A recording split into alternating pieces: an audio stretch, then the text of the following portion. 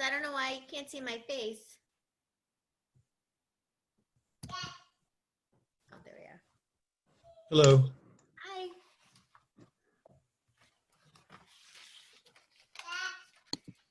Hello. Hi, guys. Hello, all. Hello. Hi. Hello.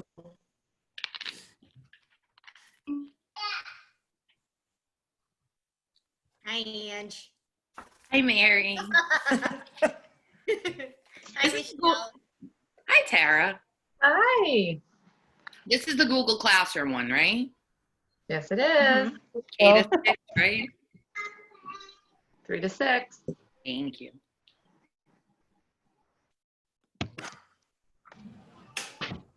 God, the background. Hi, everybody. Hello. How are you? Good. How are you? Good, thanks. Hi, Adrian. Hi, how's it going? Hi, Tara. Hi, Jen. All these familiar faces. Guys, as everybody's logging in, I do just want to remind you that we have a bunch of Google Classroom sessions running. This one is for the grade band of 3 through 6. There's not really going to be much difference between the pre-K through 2 and the 7 through 12 one and this one, but we might, when we look at assignments, it might be slightly different because the assignment that I'm going to showcase is geared a little bit more towards grades 3 through 6. So if anybody here is from like the high school, you might want to consider joining, if you're interested in learning more about Google Classroom, joining the grades 7 through 12 grade band one, or Canvas. I know a lot of the EHS teachers are going to be using Canvas, and that's a new platform, so you might really benefit from learning a little bit more about that. So I did just want to throw that out there. Okay. I don't know, Ma. So we're gonna give, it looks like we still have a bunch of people coming in. So I'm gonna give it about 2 more minutes and then we'll get started. If you wouldn't mind just hitting mute on Zoom. So if you look at the bottom of your screen in the left-hand corner, there's a little button that has a microphone and it says mute. If you click that, then it will mute you. And then to talk out, you know, if you have a question or something you wanted to add, you just have to click that button to unmute.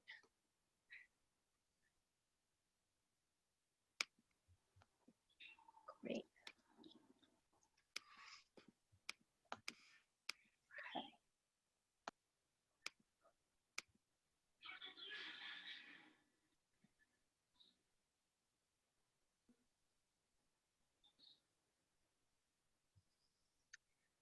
All right.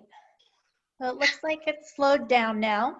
And we probably have almost everybody in here that we're supposed to. So I am going to get started. For those of you who don't know me, my name is Adrian. Well, it says Sapino on my Zoom thing, but my last name is now Kaminsky. So you can find me at Adrian Kaminsky. I'm going to be talking today about just use the basics of Google Classroom and sort of helping you get set up and get started.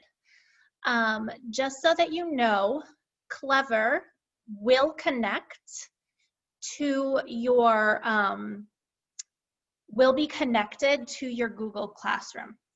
As of right now, none of your students are rostered through Clever to your Google Classroom.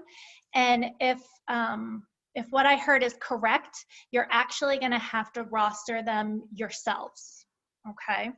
So we're going to talk about how to do that, but I just want to let you know that you will be able to access your Google Classroom through your Clever accounts, okay? But it won't automatically add students or roster students to your Google Classroom. You're going to have to do that yourselves. Last time I looked at X2, the students weren't rolled over yet. So hopefully that's going to happen, you know, within the next few days soon. But I'm just going to show you how to roster students.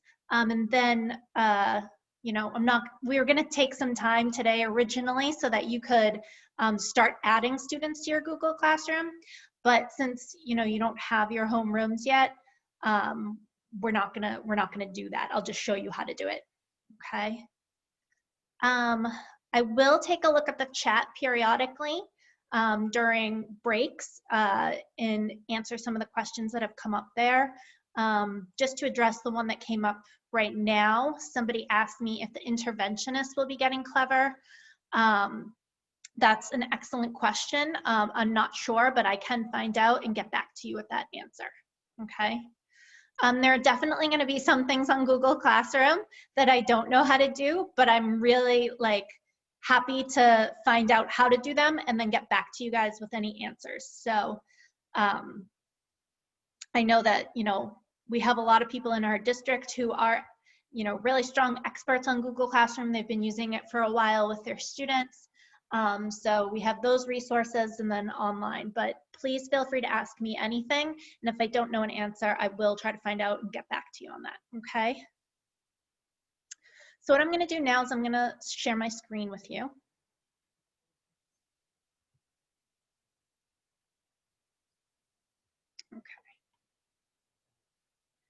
Okay. So what we're gonna do now is I'm gonna show you guys how to access Google Classroom. I am gonna do some things, I'm gonna show you some things that I know a lot of you probably already know how to do, but just in case we have anybody who's really new to Google Classroom, who hasn't used it before, I do wanna make sure that, you know, we touch upon the basics too, okay? So I'm gonna open a new tab on my screen. And I'm gonna move myself over. So as you can see, my little icon comes up. This is my personal account. When I open my Google Classroom, I want to make sure that I'm in my school account. So what I'm going to do is I'm going to click on my little icon and I'm going to change from my personal account and I'm going to click here on my school account, my Everett account. Okay, so now you can see the icon has changed color. I know I'm in my Everett Google account. If I click on this little waffle in the right-hand corner, and I open that up, I'm gonna find the Google Classroom icon. So I'm just gonna click on that, and I'm gonna have you guys do the same thing, okay? So if you wanna open a new tab and open up the Google Classroom while I do this, we can do it together. Okay. So if you look over here, on the left-hand side of my screen, you're gonna see that I have one Google Classroom. This actually is not my Google Classroom. I'm just a co-teacher on this classroom. So this is not one that I created. It's one of the EL teachers classes.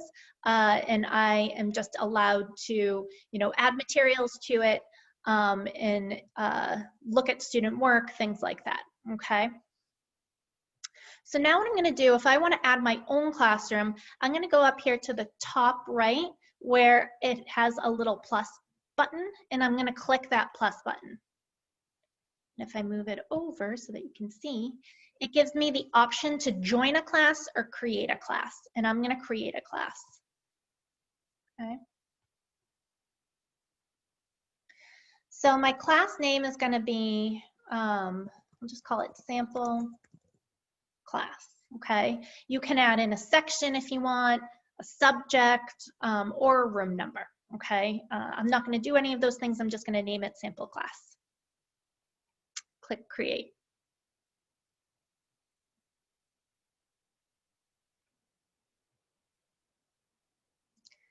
Okay, so here I am and I'm inside my sample class and now I need some students. Before I do that, I'm gonna check the chat because I do see a few things have come up. Some good questions. So somebody asked if we should archive existing Google Classroom as in last year's. You could definitely archive classes. You can get assignments. If you have assignments in old Google Classrooms that you archived that you want to reuse, you can. I would suggest archiving them because it will clear your dashboard so that you don't have, you know, classes from last year mixed in with classes from this year. It might just make everything easier for you to see. Okay, so now here I am, I'm in my sample class, and I'm gonna add some of my students to it. So if you look at my sample class, you'll see that I have 4 buttons or 4 tabs at the top of my screen. I'm gonna go over to where it says People. And you'll see that I have the option to add teachers and I have the option to add students. So if I wanted to add a co-teacher to my Google Classroom, all I'm gonna do is go over to where it says teachers and click the little person plus arrow and type in my teacher's, the teacher's email. Okay. So now my co-teacher, Ann Auger, has been invited to work on this class with me. So she'll have access to all the student information. She'll have access to all of my classwork. I would highly suggest adding your teammates, your grade level team teachers to your Google Classrooms so that you guys can share assignments, okay? Even if, you know, you don't have, even if your grade level teammates are not going into your class and looking at your students' work, this way they'll be able to access any assignments that you co-created together, and they'll be able to assign them to their students as well, and vice versa, okay? Another idea is to add like special education teachers, any interventionists that you want to see, you know, student progress or student work, or if those interventionists have accommodations or scaffolds that they could be providing to students to help them access the work. This would be, you know, a great way to get them involved in your classroom as well. EL teachers, these are all great people to add as co-teachers to your class, okay? Next, I want to add some students. So what I'm going to do is I'm going to go over to where it says students and click the little plus arrow. And then I'm just going to type in my student's name or their email address. So I have a dummy student account that I'm just going to add here. So this is the dummy account. Okay. So now my student has been added, okay? Once my student accepts the invitation, a button is going to appear that prompts me to invite their guardian, okay? So what I am gonna do is I'm gonna go and I'm gonna accept the invite as the student so that you can see what it looks like once the student has accepted and been added to your class officially. Okay.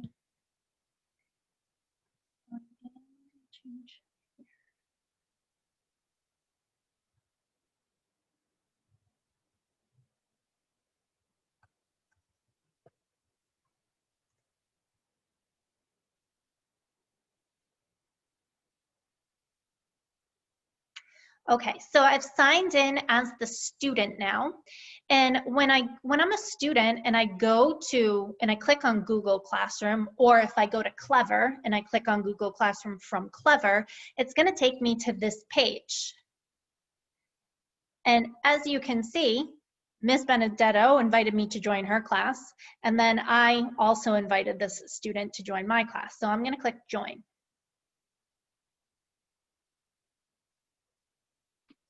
Okay. Sorry, Adrian, I tried the temp, and that's why it came up there. No, that's okay. Don't worry I about added the it. temporary. You could have left it if you wanted. I took it could have off. joined your class. You could have seen what it's like. Don't worry about I it. don't know if That's I'm ready fine. for that yet. Adrian. Don't worry about it. We're going to practice adding co-teachers after I finish this, so you guys can fool around with it a little bit, okay? So now I'm going to log out of the student account, and I'm going to log back into my teaching account. And I'm going to click on my sample class, and I'm going to go back over to people, and you're going to see, okay, now temp, the dummy student was added, they've joined the class, and now I have this option to invite their guardian. So what the great thing about Google Classroom is that if you invite the guardians, they can receive guardian summary emails weekly. Okay, and I'm going to show you a sample guardian summary email so you can see what I'm talking about. So all I would have to do is click invite guardians, and then I just type in the parent's email address. Okay, so I'll do this for myself. Okay. Okay, so now the parent has been invited, and the parent would also have to accept the invitation. Okay, now to get or make it so that Google Classroom automatically sends out weekly emails to the guardians, you have to turn that on in the settings.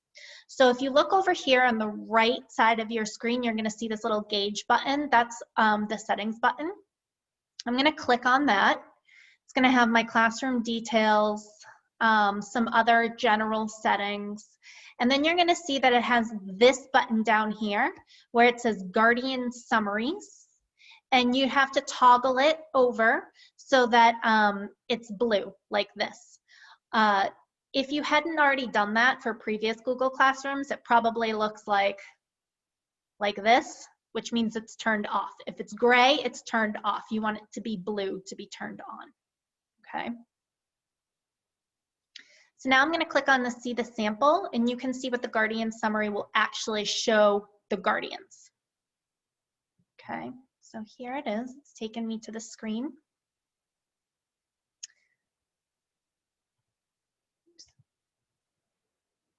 So here we go. So the guardian summary is going to send a weekly email for a student for all of the Google Classrooms that they're in. Okay, so for grades 3 through 6, they're probably only going to be in one Google Classroom. I'm not sure, how specialists are doing it. Maybe they'll be in more than one, but this summary is going to show it for all of them. Okay, if the teachers in the other Google Classrooms also set up guardian summaries to go out weekly. So as you can see, it will show parents any missing work that the kids have, any upcoming work that the kids have, okay, and then any, past work that the kids had. Okay, so it's a really great resource for parents to be kept up to date.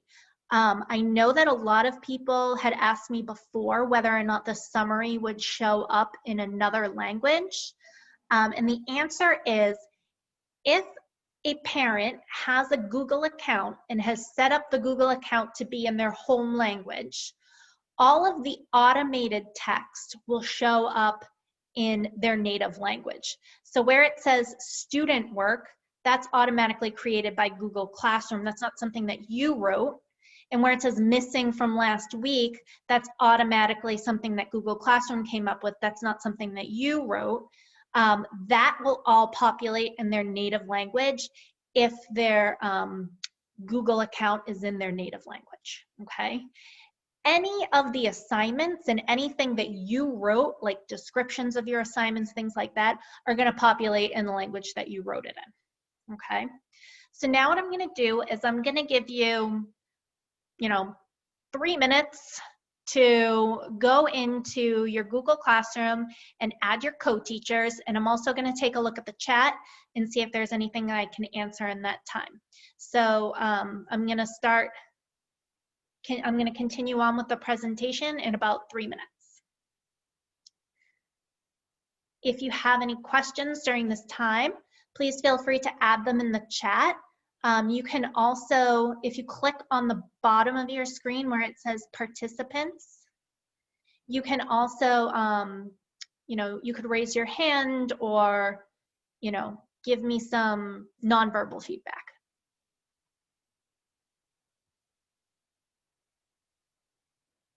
Okay.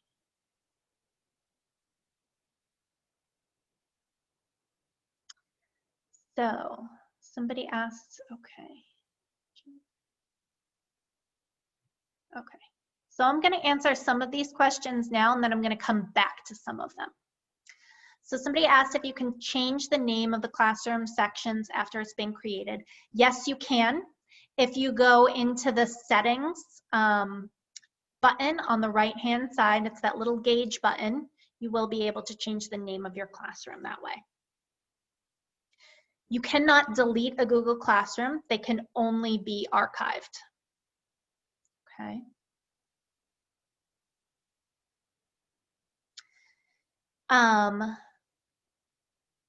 You can invite students to join using the class code, or you can invite them by email. Okay. It should automatically send out an email to the students once you do invite them. But you could also just give them your class code as well. And I can show you where the class code is located.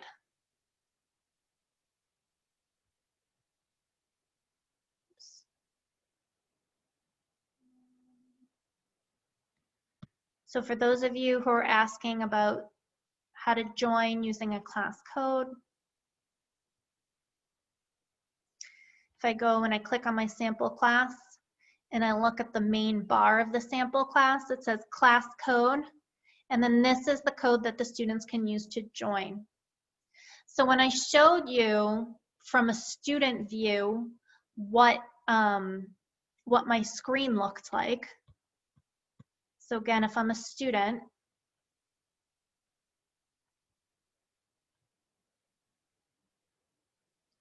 and I change over to Google Classroom, okay, if if the teacher didn't go in and add all of the student emails, if they just said, okay, I'm just going to send this code to all of my students via email without adding them in the way that I showed you, the students could just go over to the plus sign on the right-hand side, click on the plus button and click join class. Then all they have to do is enter the code, okay?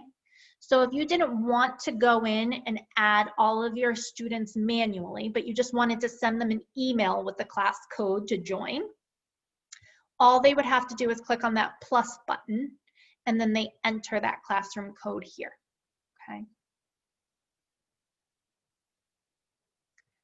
All right, so let's see. Oh, and just to address, somebody asked how to archive a class. All you have to do, so if I'm in my main classroom page, if I wanted to archive my sample class, I'm in my main Google Classroom page. I have all of these classrooms, so I'm now a co-teacher on 2 classes, and then I have my own. If I want to archive it, I just click on the 3 dots and then select archive.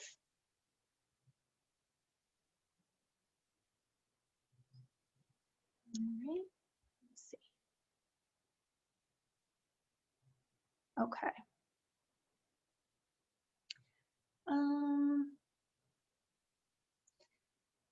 I can go over the Guardian account again. I just want to let you guys know that if you didn't add any students to the classroom yet, you're not going to see an invite Guardian button. So if you look on my class, I'm going to go over to where it says people, okay? And you're going to see here's my student, right? My student actually has to join the class before I get the option to invite the Guardian, okay? So once the student has joined the class, there's going to be a button. Instead of my name, it's going to say invite student Guardian, and you're just going to click on that and type in their email, okay? To turn on the Guardian summaries, you're going to go again over to this little tab where it says settings, this little gauge tab, go all the way down, and then where it says Guardian summaries, you're going to flick that over to the right so that it's blue, okay? Now there is going to be more time for us to talk about any additional questions. I'm going to move on so that we can get through some more of this, and then I'm going to take a look back at the chat and go through and try to answer some things that I hadn't. At the end, there will be a Q&A session, so you'll be able to get all of your questions answered during the Q&A session. Any that I can't answer then, I can find answers to and get them to you. But we are going to move on, okay? So the next thing that I wanted to talk about was the stream, okay? So if you look down here, it says communicate with your class here, create and schedule announcements, respond to student posts. So when your students log in, both you and them are gonna see the stream, okay? So it's basically like, if you have Facebook, it's basically like your Facebook wall, okay? So I'm just gonna click where it says share something with your class, and I'm gonna write a welcome message to my class, okay? Now just be aware that you can announce things to specific students if you want. So if you look at my message board right here, you'll see that I have the option to post an announcement for my sample class, and I also have an option to post it for the class that I co-teach on. I also have the option to decide who I want to see this message. So for example, if I had you know, a group of high flyers in math in my class, and I wanted them to work on a specific website, or, you know, give them a specific challenge problem, I could go over here to where it says all students and just select the students that I want this message to go to, okay? So I do have that option. For this welcome message, I'm going to share it with all my students, and I'm just going to say, you know, welcome to the 3rd grade. I'm so excited to meet all of you, okay? And I have the option of adding in a link, okay? So if I wanted them to go, you know, to a certain website, a file if I wanted to give them, you know, like a little student survey or something like that, a YouTube video. So if I wanted them to watch a video from me to them, I could add that on here. And then I'm just going to click post, okay? Now, before I do that, there's a little arrow over here near post. And you could schedule this so that it goes out at a later date. So say you didn't want to post this today because, you know, your students are not going to arrive today. They're going to arrive 2 weeks from now. I could click schedule and have this post, you know, at 8 a.m. on the 14th, okay, instead. For now, I'm just going to click post, okay. Now, just so you know, anything that you put in this share something with your class box is going to be added to your stream, okay? In addition, any classwork, so any assignments, any materials that you add is also going to be added to the stream as an announcement, okay? So you might want to have some control over what appears closer to the top of your stream, okay? So if you click over here on the right where it has these 3 little buttons, you have the option to delete, you know, any posts that you made, edit them, or move them, okay? So say, for example, I post my welcome message first thing in the morning, and then I post 4 assignments. Those 4 assignments are going to be at the top of my screen, or of my stream, above my welcome announcement. But say, you know, I wanted my kids to see the welcome announcement before they saw all of the work that I decided to give them for that day. I would just go over here to the 3 buttons and keep moving this announcement so it got to the spot on my stream where I wanted it to appear. Okay. Now, since I don't have any other posts here, I can't really show you how that works. But once I do add an assignment, you will see how it populates onto the stream. Okay. All right, I am going to take a moment to check the chat again. All right, let's see. Okay. So I will address the questions in the chat a little bit later as they're not directly related to the stream. So I will do that in a bit, okay? So now what I'm gonna do is we're gonna go over to classwork and we're gonna see how we can sort of organize our class. So if you look over here on the left-hand side, you're gonna see this create button. And there are several types of things that you can create. But the first thing that we're gonna do is create topics. So if I am an elementary school teacher, the first topic that I might wanna create is morning meeting, okay? So now any assignments, okay, any materials that I create for morning meeting can now be posted under this morning meeting topic. And it's gonna help me to organize all of the assignments and materials that I add to my Google Classroom and keep them in separate, almost like separate folders. Okay, so if you look over here, it says morning meeting in big letters right here, but it also says morning meeting on the side, okay? So if I'm a student and I know, it's 8 o'clock in the morning, I'm gonna go to morning meeting, I'm just gonna click on my morning meeting tab and I'm gonna see what appears there, okay? Maybe I wanna add a topic for math, okay? I'm gonna add math. I'm probably going to want to add one for ELA. Maybe I'm going to add for science and social studies. So probably want at least one topic for all of my major blocks or periods, okay? So now the students are going to see them over here, okay? Let's see. So the other thing is you can move the topics up and down, okay? So what I would do if I were an elementary school teacher is I would organize my topics in the order that they're going to appear in the schedule for the day. So if I know morning meeting is gonna go first, I'm gonna go over to my morning meeting topic, and I'm gonna click on the 3 buttons to the right, and you'll see I have a few options. I could rename it, I could delete that topic, I could copy the link to the topic, or I can move it. So I'm gonna move it up, okay? And I'm gonna keep moving it up so that it's always at the top of the list, so it's the first thing my students will see in their list as well, okay? Your students won't move their topics. If you move the topics into the order, that's the order that they're gonna see on their end of the screen as well.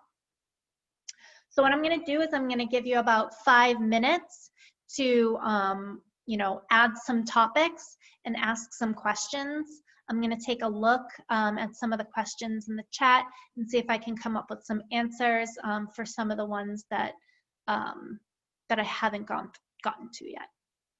So I'm gonna give you, like I said, about 5 minutes to create some topics for your classroom.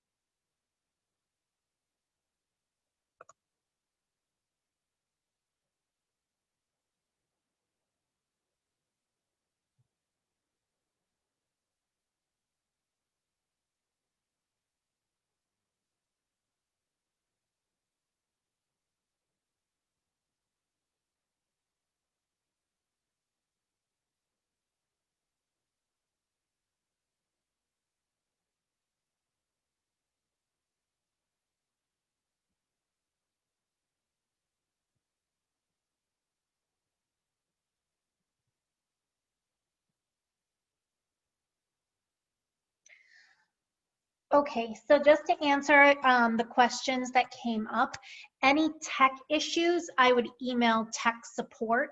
Can grab you that email address right now, actually.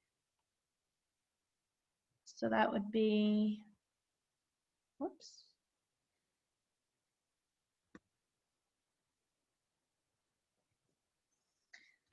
So it's just tech@everett.k12.ma.us. Okay. So just in case anybody needs that, it's tech@everett.k12.ma.us. And I'm sending that to everybody in the meeting. Okay. So any technical support issues, please contact tech for those. Some of the special education teachers were asking if you have to create your own Google Classroom. I would talk to your principal and see what they would like you to do, but I would definitely advise you, even if you do create your own classroom, to be a co-teacher on the classes in which your students are members. That way you'll be able to see any assignments that they've been getting assigned from their mainstream teacher, and you'll be able to modify those. So you and your mainstream teacher can kind of work together on those assignments. And I'm gonna show you how to do that a little bit later on in this session. Okay, so I would definitely, regardless of whether you create your own classroom, be a co-teacher. Some people did tell me that you can delete a class and things in a class once you have archived it, so that was my mistake. I erred on that. So once you've archived a class, you can delete it. Okay. Some other people asked me where they can get the emails for their students, and you can get them in X2. Specialists have asked if they will have to add 900 names to their Google account, and the answer is no. If I were a specialist teacher, I would go back to where it says, you know, I'm going to click on my classroom name.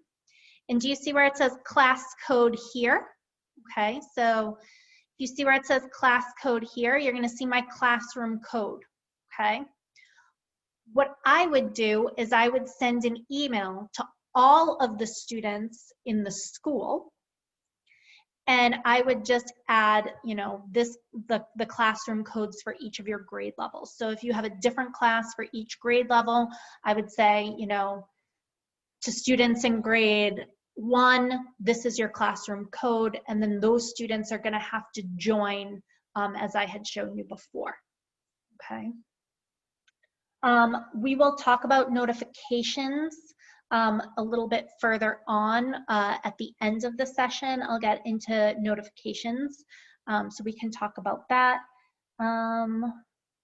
And I do want to let you know that Clever will not add your students to Google Classroom as far as I know. Okay. From what I've heard so far, Clever won't be adding students to your Google Classroom. You'll have to do that manually, I believe. Okay.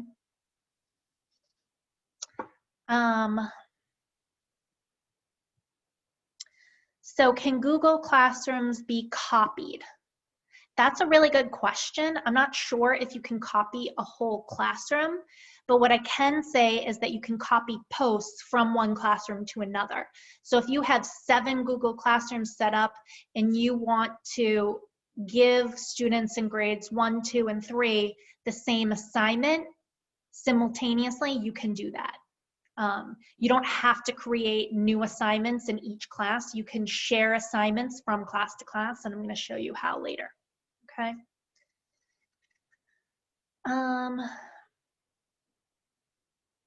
Can different sections be created within a different class? So if I set up a class for all of grade 4, can there be separate sections set up for each of the homeroom classes? That is a really good question. If that were me, I would probably, you could do that.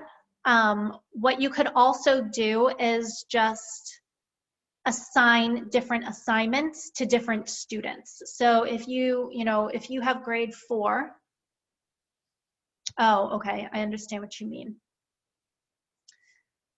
If I set up a class for all of grade 4, can there be separate sections set up for each of the homeroom classes? I would not do that, okay? I would not do that.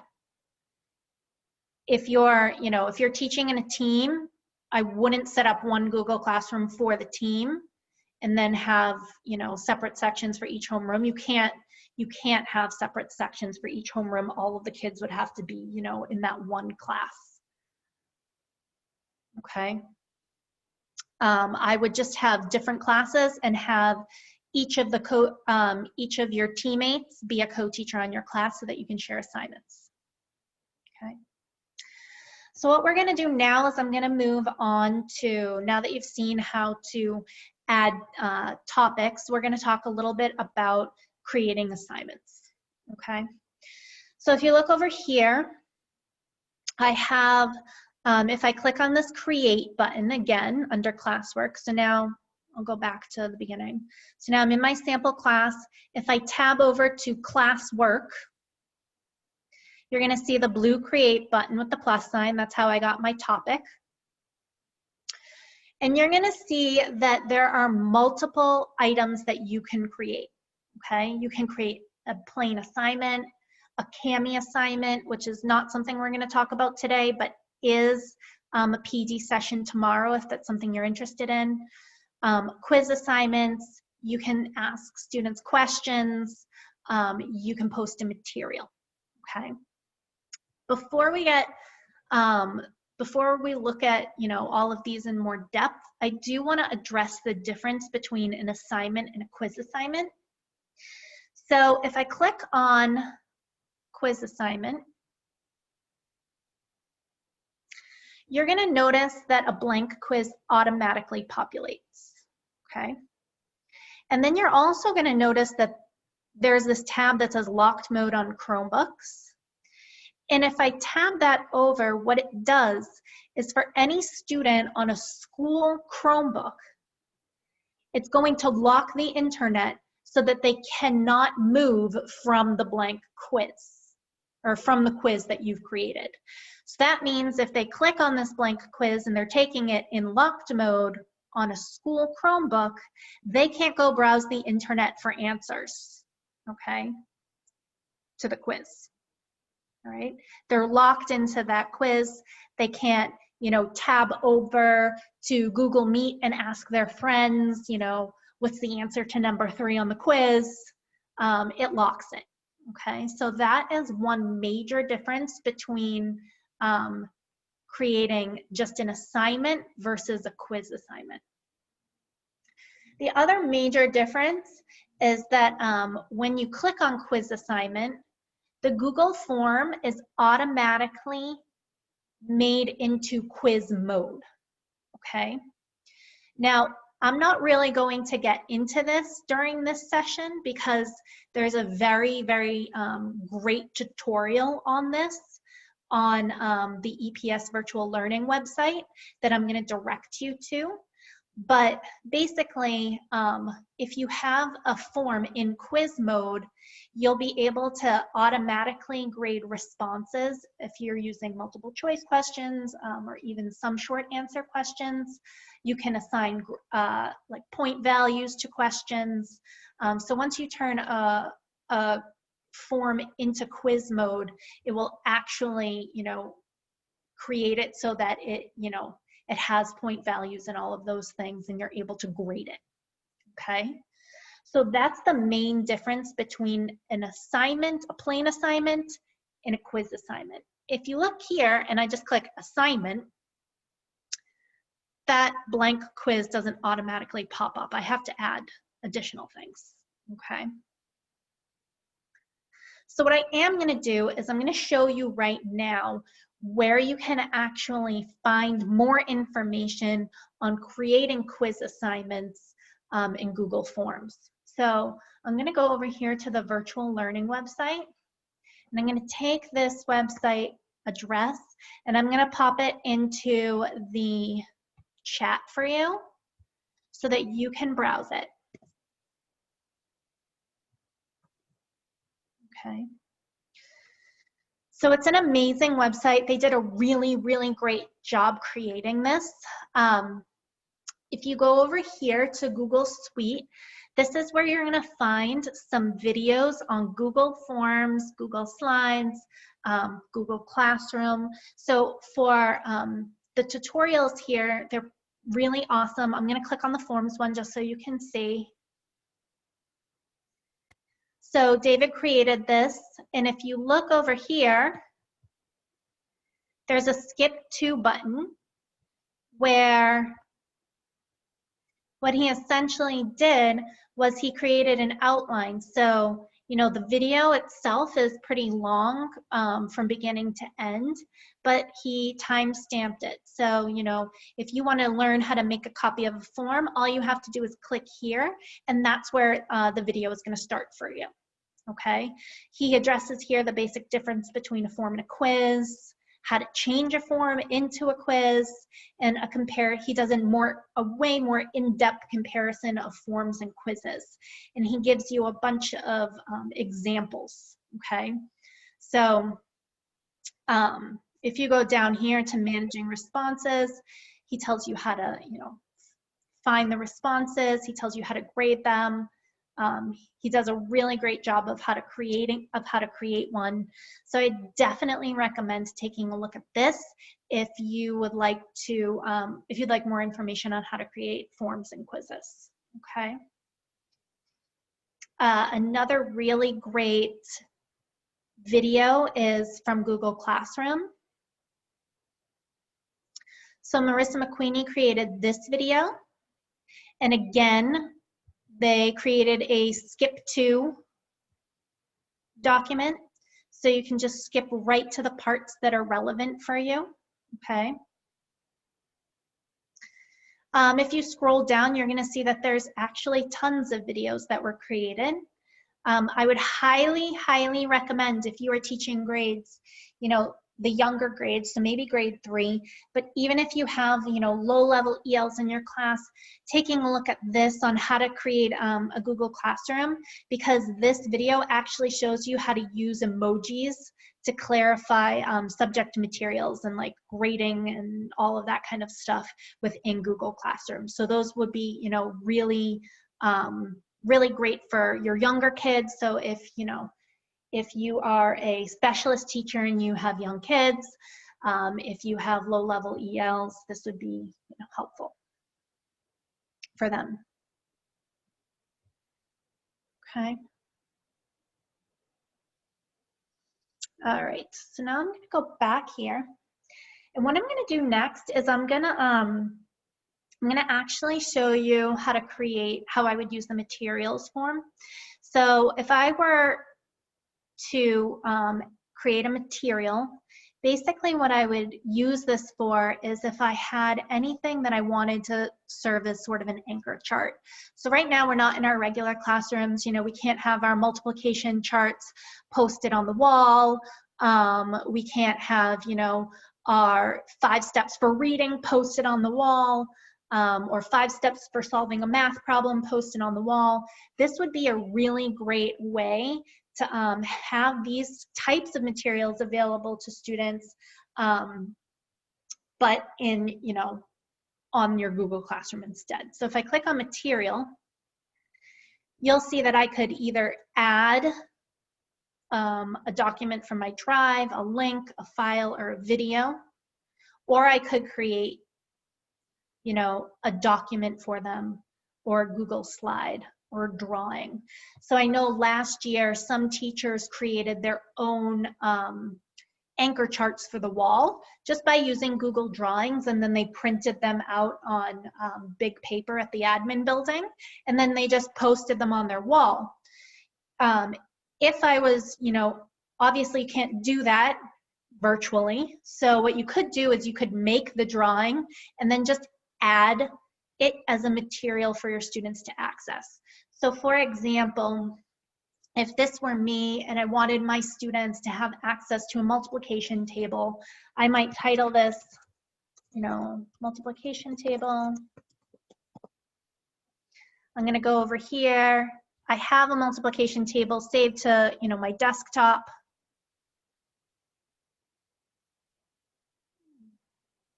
Oops.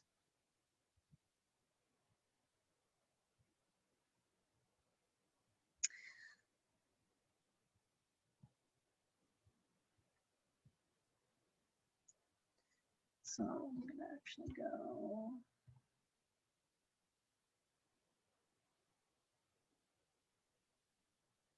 Oh.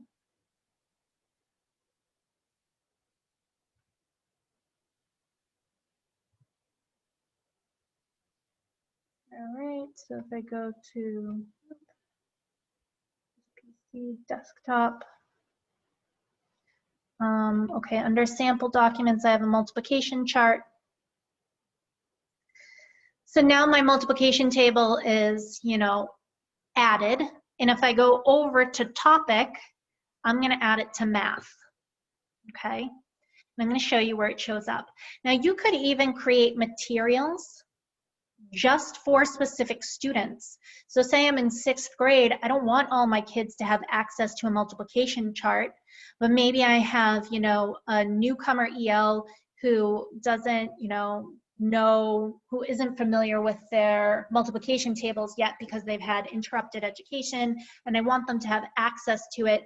I could go over and instead of clicking all students, I just select the students that I want to have these materials. Okay, and then I can just click post. So now, under math, you're going to see here, I have this material for my students to take a look at. Okay. All right. The next thing that I want to talk about is if I want to just create an assignment in general. Okay, so I'm not going to talk about the quiz assignment today. I pointed out where you could find a lot more information, in-depth information about that. But I do want to address just basic assignments. So, it's our first week of school in 2 weeks. Maybe you want to have your students do listen to some sort of read aloud and then answer some questions. So, for me, I like the book Enemy Pie. So what I'm going to do is I'm going to title this Enemy Pie. And I want my students to listen to a read aloud that I found on YouTube. And then I want them to answer some questions about it. So what I'm going to do is I'm going to, name my assignment. And then I'm going to put some instructions in here. So I'm going to write, listen to the read aloud. And then answer the question on the Google Doc. So now I'm going to go over here to add, and this is where I can, add my links. This is where I can add my attachments. This is where I can add documents that I want students to write on. And I'm just going to click add, and then I'm going to go YouTube, and I'm going to search here, Enemy Pie, and I'm going to click on this read aloud. And I'm going to add it. So now my read aloud is added. And then I want students to be able to respond to the book, respond to a question or a prompt. So what I'm going to do is I'm going to click create, and you see that I have a number of options here. I could have students write on a Google Doc. I could have them, make me a poster on a slide, do a drawing. If I wanted to add a form, I could, ask them a bunch of multiple choice questions about the story. There are many types of assignments that you can add here. For the sake of time, I'm just going to click on Docs. And you'll see that the document now opens. Okay. So I'm going to entitle it Enemy Pie, okay? And I'm gonna write down, a prompt. So I'm gonna say, think about a time when someone made fun of you or didn't let you play with them. How did you feel?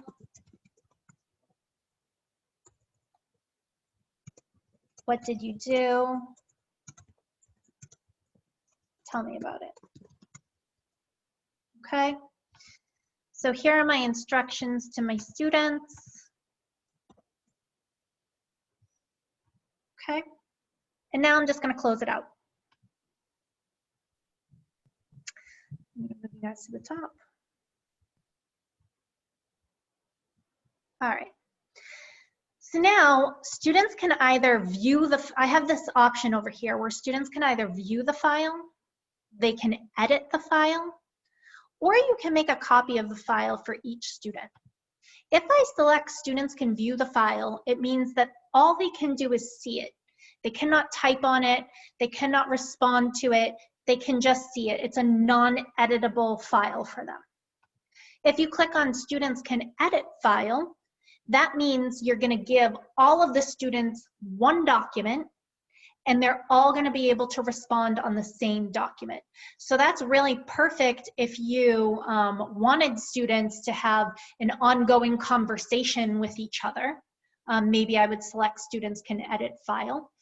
But if what I want is for each student to write me, you know, their own little essay or their own little letter, I'm going to click make a copy for each student. Okay.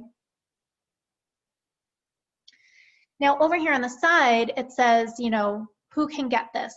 Who's this assignment for? So for me, it's for all of my students, okay?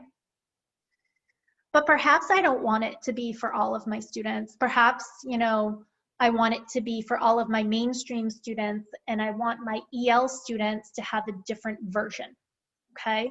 What I could do is instead of clicking all students, select all of my mainstream students, and then if my EL teacher is a co-teacher, they could assign the same assignment with some modifications to their students, just by going over and when they go to assign this assignment, clicking on their own students with the modifications, okay? I can also adjust, you know, I can create a point value. There can be a due date. I can put this under a topic. So for me, this will go into morning meeting. I could add a rubric. And then at the end, I'm just going to hit assign. Before I do that, I do want to click on the down arrow so that you can see that you can either save this as a draft. So if you started to create this assignment and then you had to leave for a moment, you could save it as a draft and then come back to it later. You could schedule it to appear at a later date. So say you do all of your lesson planning for next week on a Monday, and you don't want to, you know, assign this until the following Monday, you could just, you know, schedule it. Or, you know, if this is going out tomorrow, you could just assign it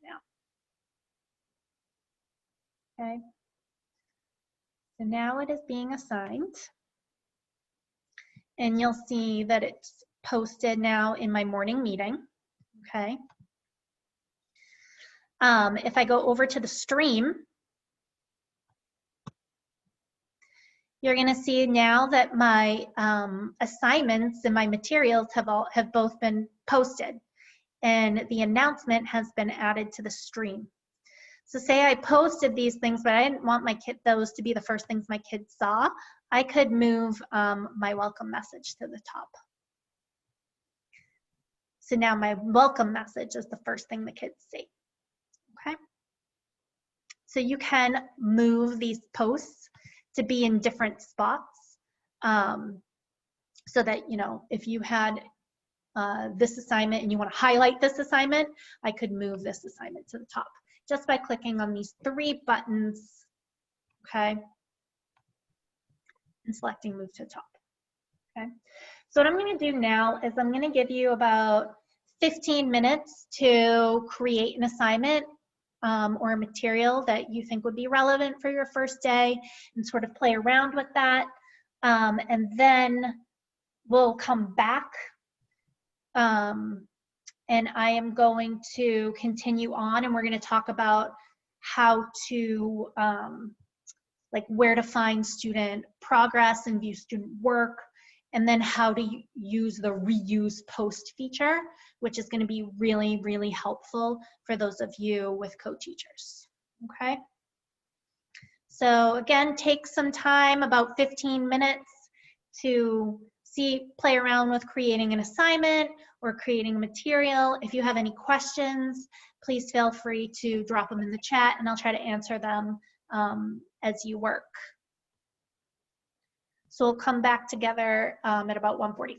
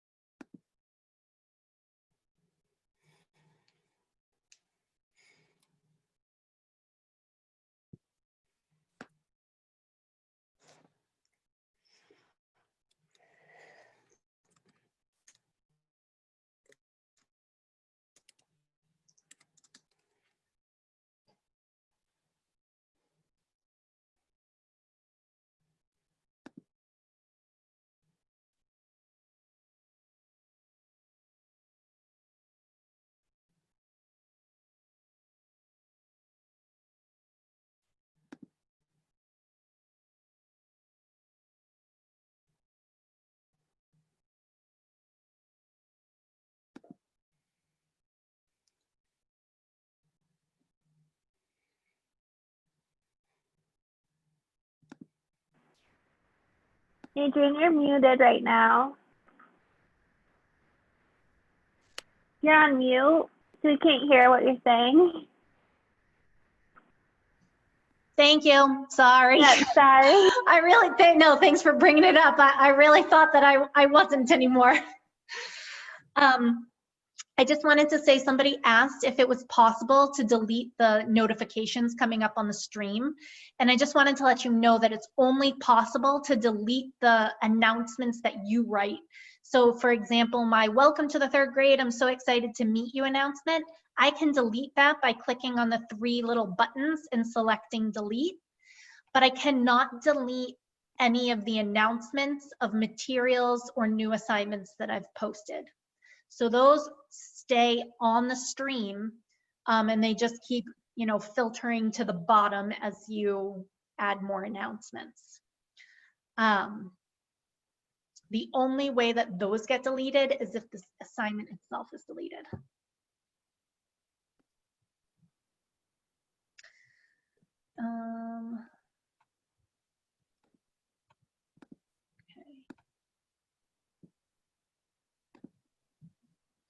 So Jenny asked if you accidentally added an assignment and you didn't change it so that all of your students have a copy, can you edit it? And the answer is yes. So if you go to your classwork, click on the assignment itself. So you'll see I have Enemy Pie here. I clicked on it and I click on the 3 little buttons. I go to edit. And then I can edit the assignment. Okay. Oh.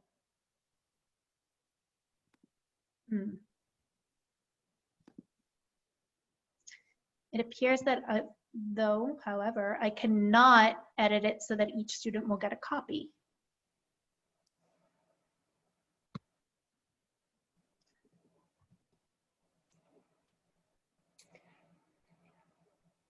I'm not sure how you would fix that because it looks like it's automatically saved it.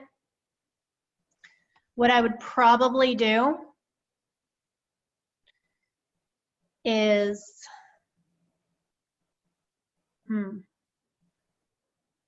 you could either just add a new doc where each student will get a copy. Or you might just have to delete the post, and I would just, copy the instructions and repaste them into the new post.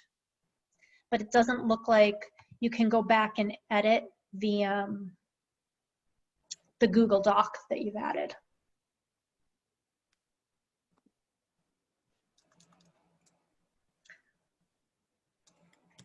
Oh, Carly said that you can remove assignments from the stream. Only announcements can be, with this change, only announcements are found on the stream and all assignments are found under classwork.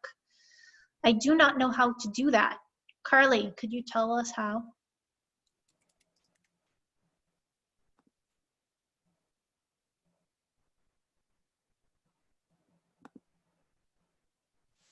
Hi, yeah, I can. I just need to remind myself how to do that.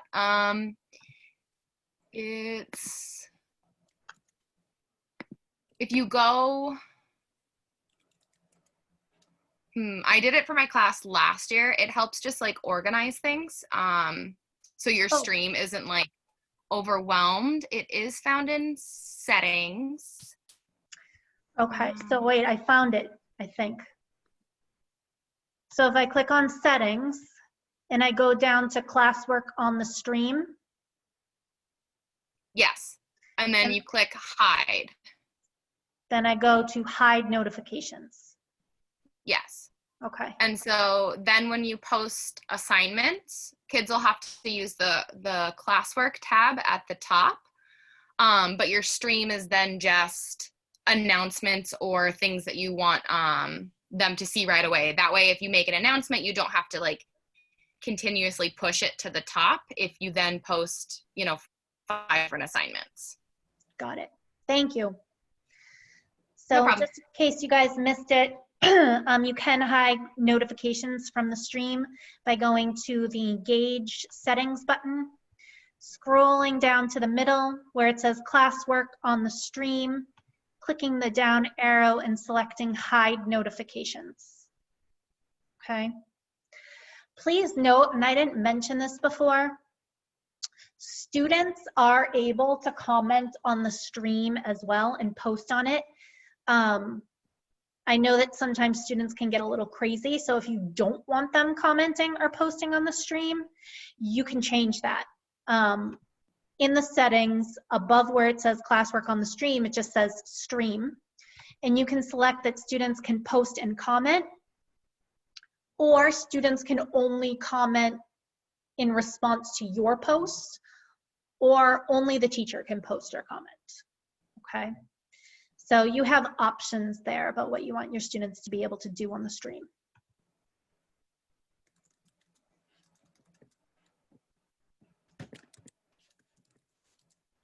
Okay.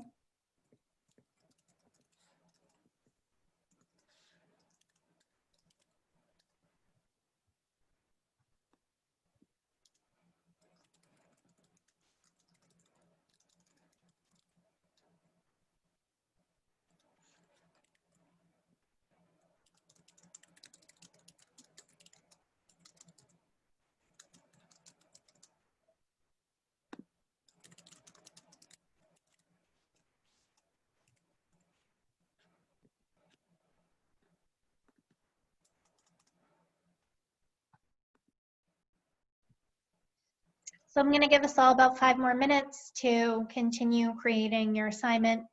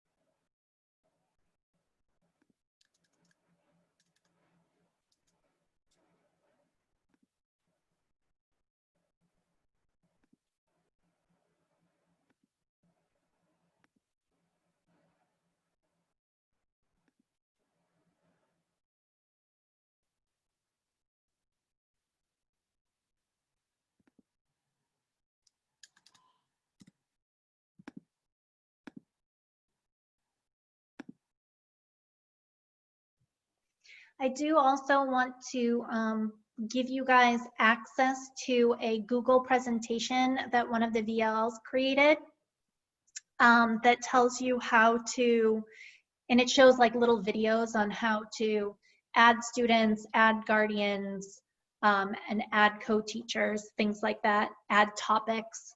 I'm gonna send that to you in the chat right here, the link to that video. The link to that Google presentation, a Google slide presentation.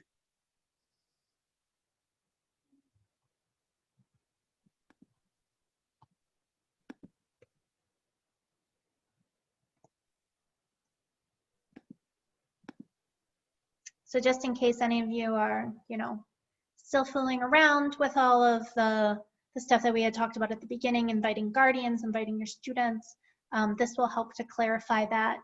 Again, it also discusses like how to add topics and how to create an assignment.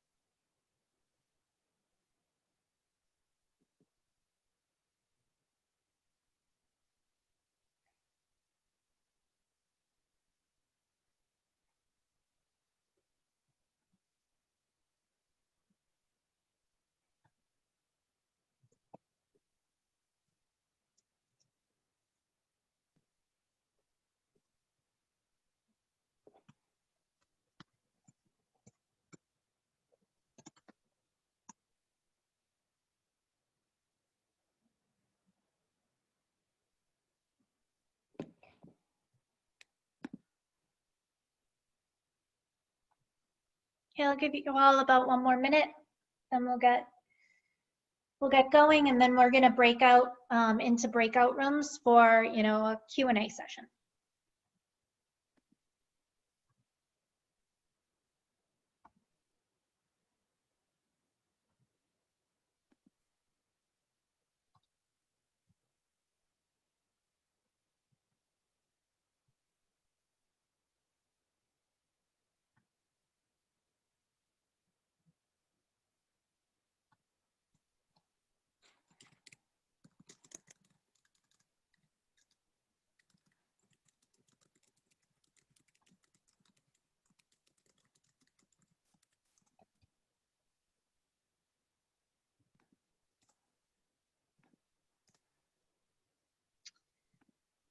Melissa, to answer your question, if you attach a doc and then you click on the doc and open it, you can change the title at the top by clicking on where it says Untitled Doc, and then you can add a title. And then once you assign it and you reopen it, it will come up as having a title. So even if you open the doc, you go in, you add a title, and then you click out and you come back to your original assignment, it's not going to populate the name of the document until you actually save it.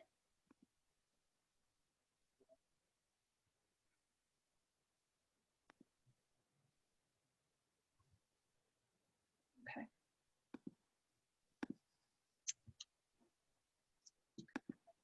All right, so we're gonna move on, and then you guys are still gonna have, we'll still have plenty of time so that you can ask more questions or continue working on whatever it is that you're working on. I just want to show you a few more things. All right, so I'm going to sign into my student account.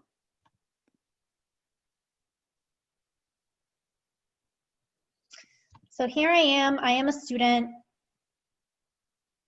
I'm now going to go to my classwork. And I see that I have, you know, a math multiplication table here available to me. And I also have this morning meeting assignment to do. So I'm going to click on that. Okay. And I'm going to click, this is me as a student now. So I'm going to click on view assignment and see what it looks like for me. Okay. And you'll see here, this is what my assignment appears to be when I'm a student. Okay, so here are the directions, here's my read aloud, and then here's the document that I have to turn in. Now you're gonna see here it says turn in. Okay, basically as a student I'm gonna click on this document, I'm gonna write my answer, and then I'm gonna click the turn in button. Okay.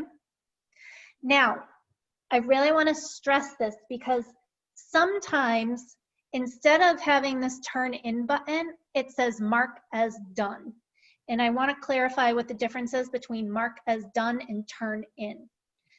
So basically, if you assign a student an assignment where you can create a copy of a document, of Google Slides, of a spreadsheet for the student so that they each have their own copy. Once they finish writing on it, they're going to have this option to click turn in, okay? If they're doing a Google quiz or a quiz assignment, it automatically marks it as turned in once they finish it, okay? However, if you create an assignment that doesn't have a Google document attached to it that makes the that says like students each have their own copy. If you just gave them, for example, a form, okay? Or if you just gave them, for example, a PDF, okay? It's not gonna have this turned in option. The students are gonna have to click mark as done. And if they don't click mark as done, then it's not gonna populate on your end as them having done it, even if they did do it.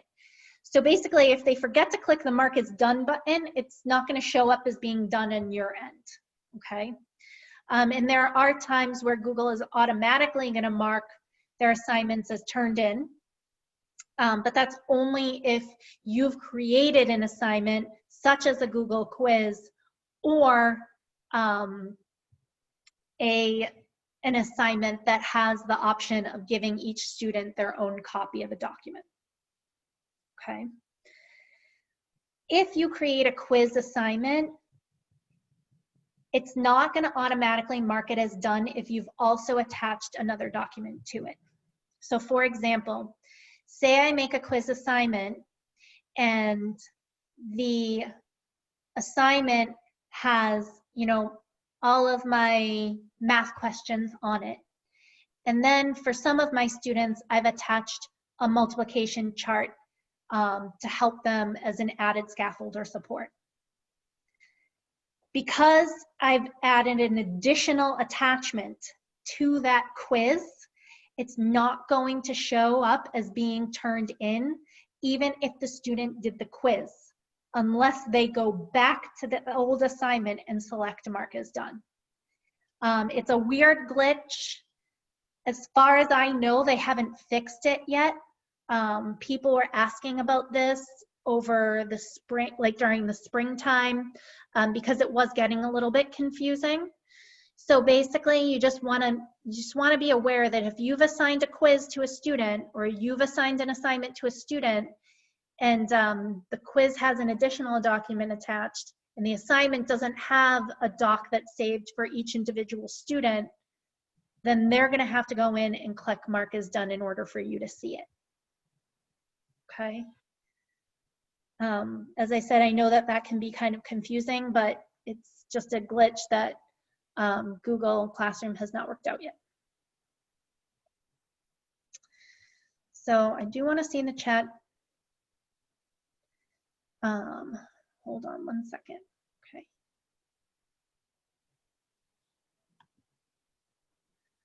All right. Next thing, viewing student work and their progress on this work. So what I'm going to do is, since I actually don't have any students who have completed work in my own Google Classroom, I'm going to go into the Google Classroom where I'm a co-teacher, okay, so that you can see the work, how to view the work that they've completed. So here I am. This is the classroom where I am a co-teacher, okay. I have two options to see who has completed the assignments that I've assigned. I can go to classwork, and I can click on the assignment itself. So if I click on, you know, BrainPop, okay, I can click on it here, and it says that it's been assigned to 18 people, and 0 people have turned it in. If I click on View Assignment, I can see who I have assigned it to, okay? And it would tell me who had done it if students had completed the assignment, okay? So again, if I go back to classwork, all I have to do, this gives me just a general overview, just to see how many people had done it. If I want more detail, I just click on this where it says View Assignment in the bottom left corner, and then it's going to give me more detail, okay? The other option that I have is, say for example, I have one student, I'm really worried about them, I know they haven't completed their work, and I want to see what assignments they're missing. I can just go over to where it says People. I can select a student individually, and then it's going to show me all the work that they've done, okay? So I can see what they've turned in and turned in late. I can see what they're missing, okay? And I can see what they've been assigned. So if there was no due date to something, you know, it's not going to turn up as being missing because there's no due date, okay?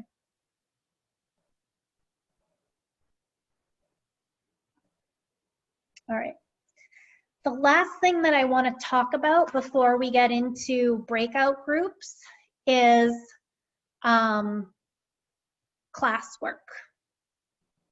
Not classwork, I'm sorry. The reusing of the posts, okay? So I'm going to go back to my Google document. I mean, my Google Classroom, actually. I'm going to go back into my sample class, and I'm going to go to classwork. Now, say I'm on a 4th grade team, and one of the teachers on the 4th grade team made a really great assignment, and I want to use the same one for my students. If I'm a co-teacher on that person's class, it's really easy for me to do. All I have to do is go up to Create and go to where it says Reuse Post. Then I can select from any of the classes that I've archived, other classes that I have. So again, as I said before, if I were, for example, a specialist and I wanted to use the same assignment that I used for 1st grade last week, I want to use for 2nd grade this week, I could just go and select my, whatever class it was that the assignment I had already posted was in, and then I can find that old assignment and reuse it. So for example, if I want to use A Friend for Dragon from this class that I'm co-teaching for, I'm just going to click on it, and then I click Reuse, okay?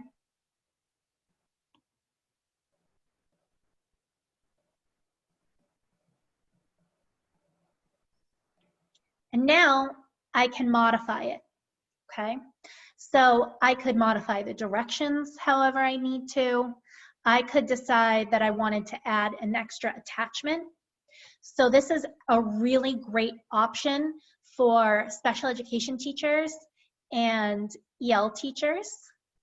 Basically what you can do is you can take assignments that your co-teacher has created, click reuse post, and then you can add whatever additional supports you want to add for your particular students.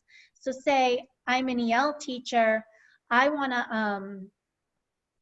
I want to add a vocab list to this assignment for my EL students. All I have to do is click add, and I just, upload my vocab list and then assign it to my particular students, the ones that I wanted to assign it to. That's it. Okay.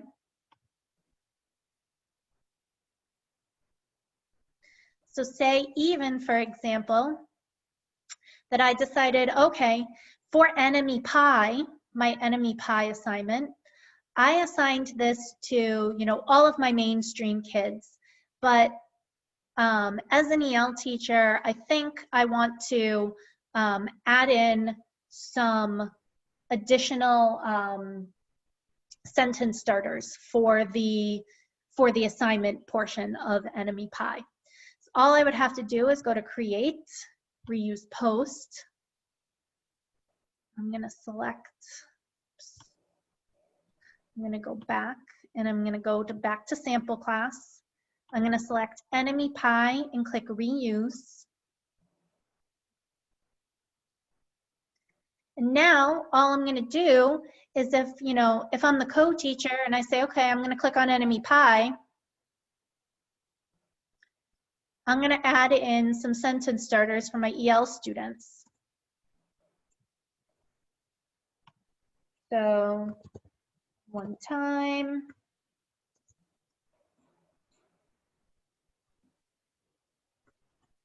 I felt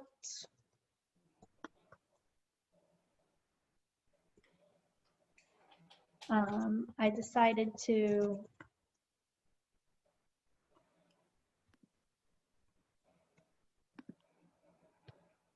and now I've modified this, I've scaffolded this for my EL students. I'm going to click out.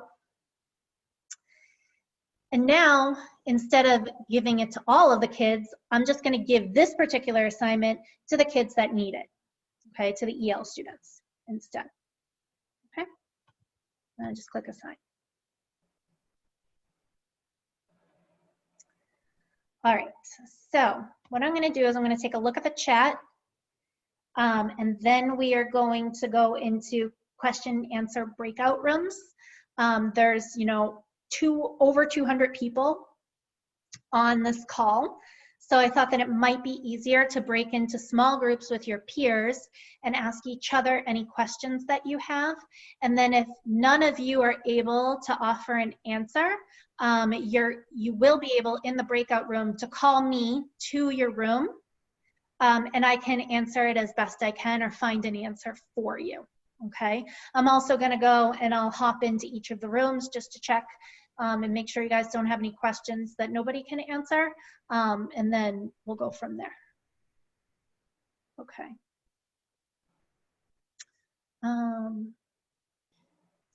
So just to answer Hannah's question, if we reuse a post and add supports, will it post double to the student speed?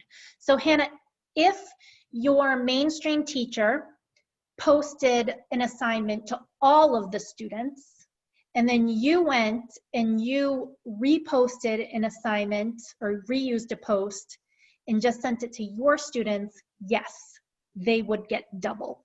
So what you would want to do is you would want to tell your co-teacher, only assign the original to the mainstream students, and then you can go ahead and repost or reuse that post and assign it to your students. Okay. And then Trish asked, when students go to answer, will it alter the format?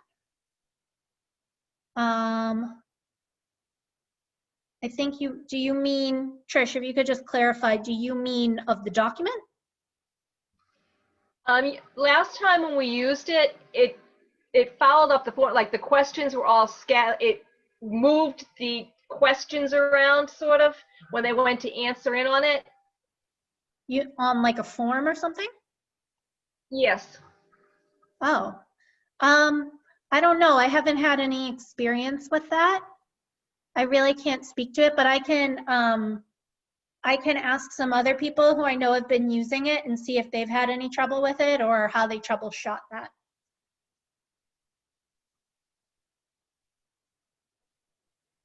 Okay. Thank So you. You're welcome. So like I said, I'm gonna send everybody to the breakout rooms. I'm gonna send everybody to the breakout rooms and then go around and, you know, hop into the breakout rooms. Somebody asked if I could have all the specialists in one breakout room. If I were to do that, I'd have to individually assign everybody to a breakout room, which would take us a really long time. So what I'm gonna say is this: I'm gonna randomly assign everybody to breakout rooms now, so that you can talk with your peers. If you are a specialist, I'd recommend you leave the breakout room and join the main room, and then that can function as your separate breakout room. Okay? Do you understand what I mean? Just let me know in the chat if you don't.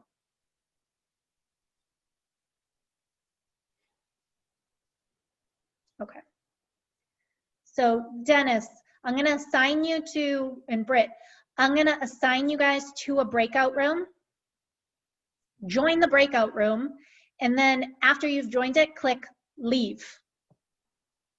And it will automatically put you into the main chat room. So then all of the specialists will just be in the main chat room. Okay. I'm gonna stop screen sharing right now.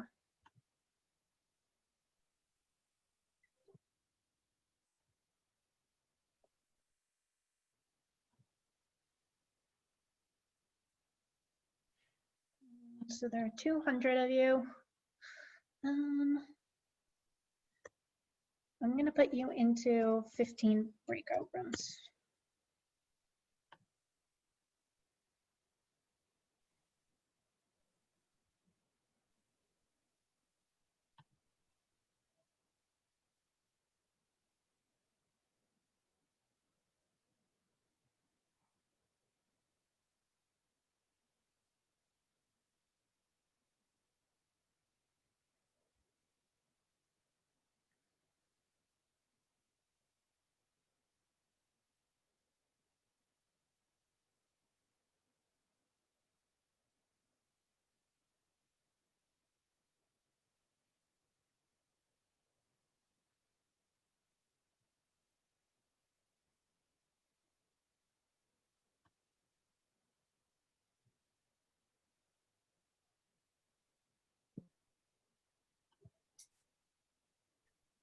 Hey guys. Hi. Sorry So- about that. I just No, that Not makes special. a lot more sense because you guys are gonna have to do things a little quite differently than everybody else. So it makes more sense for you guys to all be in the same space. So this should be all specialists right now. awesome. So go ahead, you guys can throw out any questions that you have, share. I'm gonna hop in and out of breakout rooms, but I'll, you know, periodically come back here if you have any questions for me too. Thank you. Sure. So before we start talking, would anyone, hi, should I maybe jot down like our notes and then pass them on to somebody who can answer?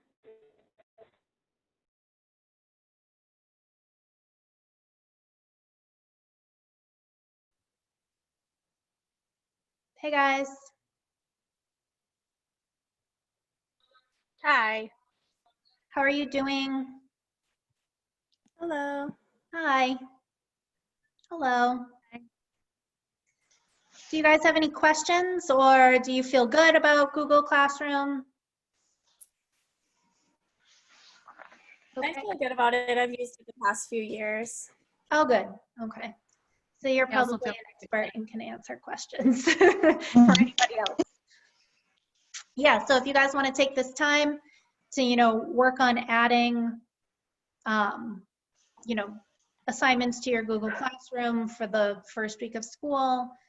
And then, if you come up with anything as you continue to do that for the next 30 minutes, just jump back into the group and, ask somebody in here. You can ask me. I'm happy to help offer suggestions. Thank you. Sure. Thanks. Thank you. No Hi, problem. Kayla. Super job. How's it going? Like that specialists are expected to do, all of grade 4 is one Google Classroom, or Don't do it that way, no. so I missed that, sorry. I don't do it that way. I do my separate 4th grade classrooms. I think it's easier for the student to be with their particular class. Right. That's just my opinion. Or should we be included as a co-teacher on a classroom that's already been established? So that as a student, am I logging in and seeing? The Teachers Association is still working on coming up with something with the superintendent.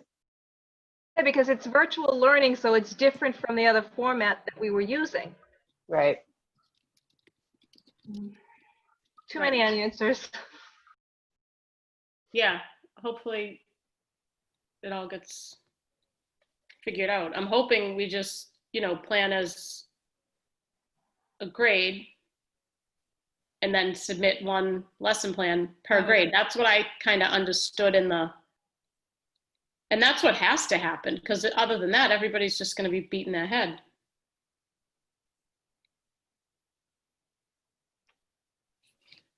Hey guys, do you have any questions, or are you comfortable answering them amongst yourselves? Yeah. I actually, Courtney, did you say you were like a Google guru here? Google Classroom I've guru? used it every year. Yeah, I love it. So when it has like the grades and stuff, Uh-huh. and then like it says like turn in, or like if I'm a co-teacher, like Eileen and I like shared each other's Google Classrooms, Right. over the last time. But like a lot of her kids would email her work to her, but I didn't need to see it. Is there a way you can shut that off in the settings? That's a good question. Because like I was getting like questions about ELA and I couldn't answer them. And like all of a sudden I've had like 16,000 emails in my Yeah, I don't know, because I email have the account. same kids all day. So Right. I've never run into that problem. I wonder if you can do that. Jackie Fournier might know, because she's my co-teacher, the inclusion teacher. And so she was like linked to my classroom. So Yeah. she might Okay. know. Because I mean, You guys can turn class notifications on and off for a particular class. If you go into the settings, so do you know where the main menu is? Yeah. Okay, so if you go like up to where it says classes at the top, yeah. like the 3 lines on the left-hand side. Oh, yeah. Uh-huh. Go down to settings there. Okay. And then if you go all the way to the bottom, it says class notifications. And it says turn email and mobile notifications on and off for a class. You can just Shut it off. turn it off. All right, perfect. Thank you. And you can also decide what types of notifications you get from students. So if you look under that settings button, you're going to see like classes you teach, turn off notifications for late submissions of student work, resubmissions, invitations, blah, blah, blah. Okay. Yeah, because you're right. It does, like, it takes up your whole entire email. Yeah, that was Oh, yeah. I hate when the kids like comment to each other. That drives me nuts. That goes. You can turn that off. turn it off away. too. Yeah. One recommendation that I have is if you go to your email and you change the what do you call it? And you change the inbox settings so that you have tabs at the top. So it might say like primary, social, promotional, forums, like things like that. You can make it so that anytime like a notification comes from Gmail, you can move it into the like promotional tab, for example. And then automatically Gmail is going to start to sort any Google notifications into that tab when you receive them to your email.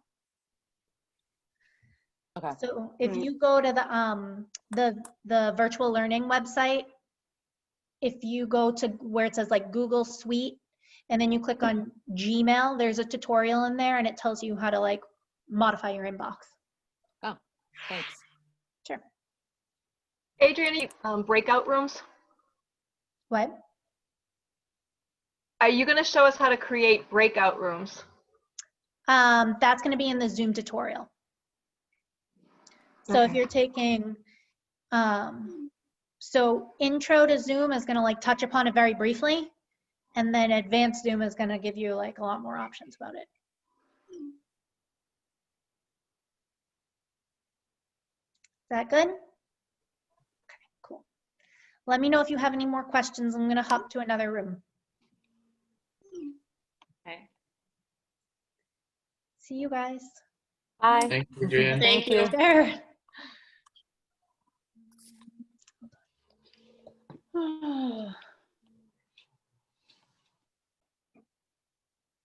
On Google Classroom long before before the pandemic hit. I've been using it for a few years. All of our writing assignments we put on Google Classroom, and then journals I had on there for a while. And so then by the time we started using it for COVID, it was like the kids knew what they were doing. Yeah, same here. Because on their end, one of the things that they have to do that I hope there's a video for is when they're creating a file for, and they'd have an assignment to do. So I hope that that's one of the things. I mean, because I don't know how you would show them like virtually, because I can't pull up, like, I guess maybe if we created like Adrian had the dummy account to be able to show them, but I'm not. That was a confusing part because they have to like, you know, create, and then they pick the doc, and then their name pops up and they have to click on that, and it's like multiple steps. So hopefully the third graders coming to me know how to do it.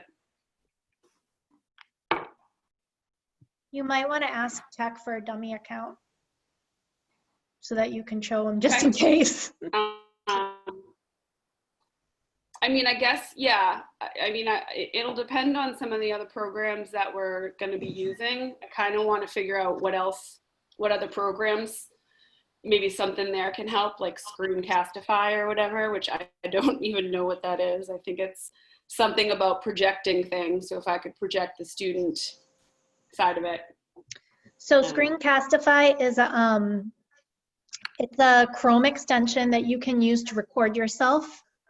So basically, if you wanted to record yourself doing a read aloud, or if you wanted to record yourself, you know, being a student and going into, you know, a student account, opening things, and then you just wanted to like post that as a material in your Google Classroom, and then the kids could watch it whenever they get confused.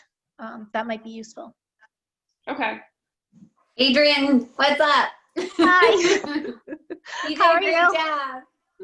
Thanks. I hope it was Do you know helpful. when are we getting our MacBooks? I want my MacBook.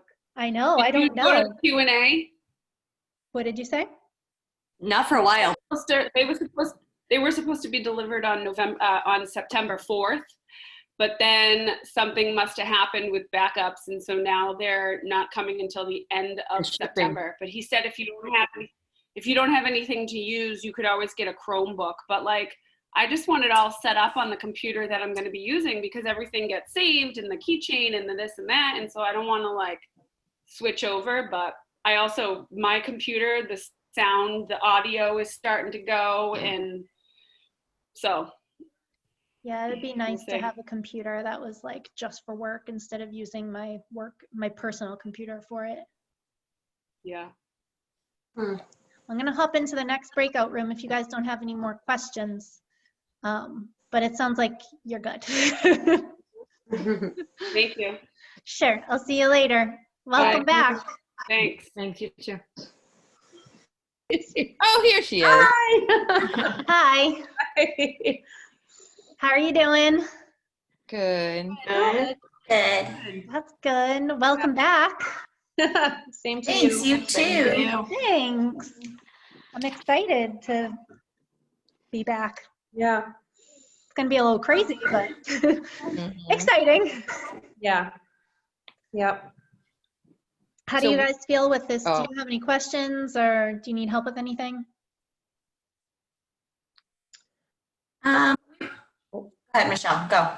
No, I was just gonna say, like, I took a lot of notes, and I think for me, it's gonna be playing around with it, and as I'm playing around with it, kind of figuring out where my questions are.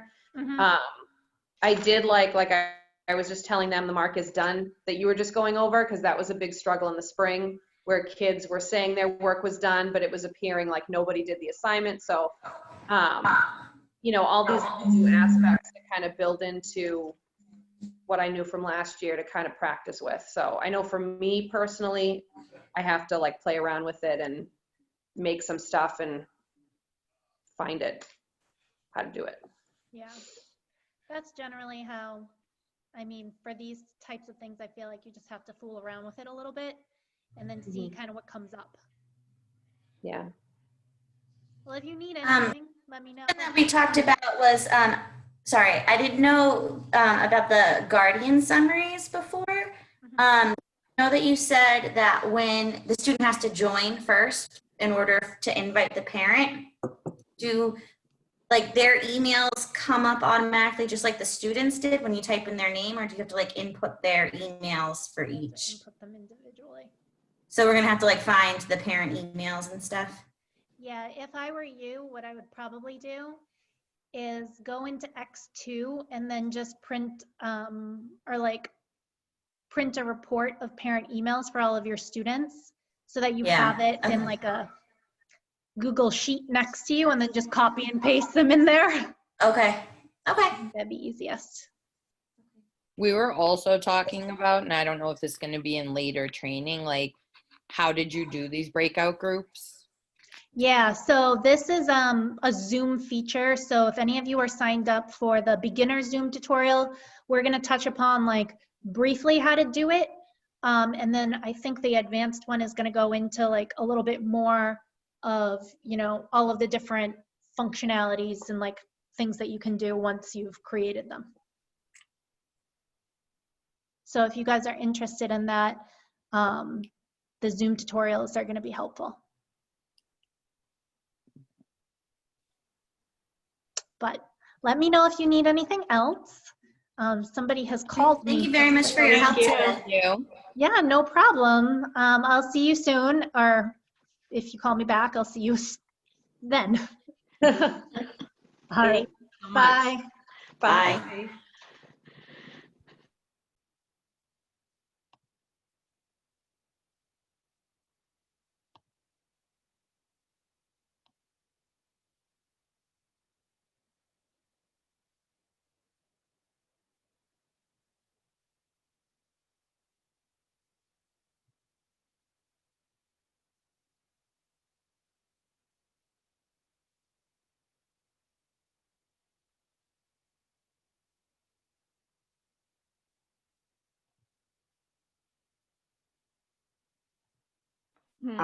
With expectations, and we should use each other as sounding boards. And if anybody knows me and wants to reach out to me, I'm around.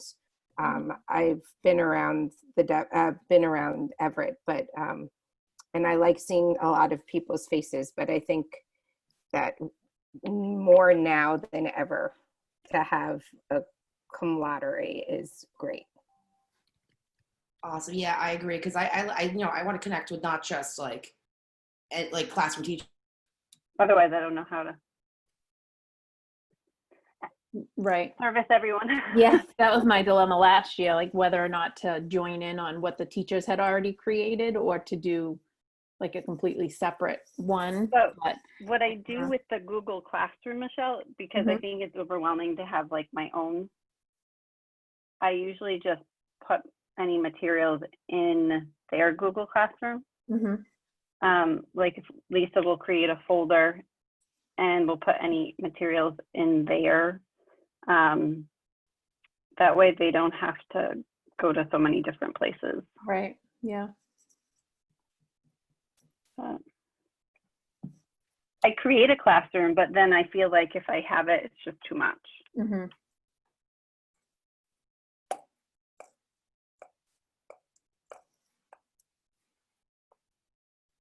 Hi, Adrian. Do you have any questions for me? How are you guys doing? I haven't seen you in so long. Good. How are you? Good. How are you? Good, you know. It's a little crazy, but good. So A lot are of you still a information. coach this year, or are you a virtual magician or anything?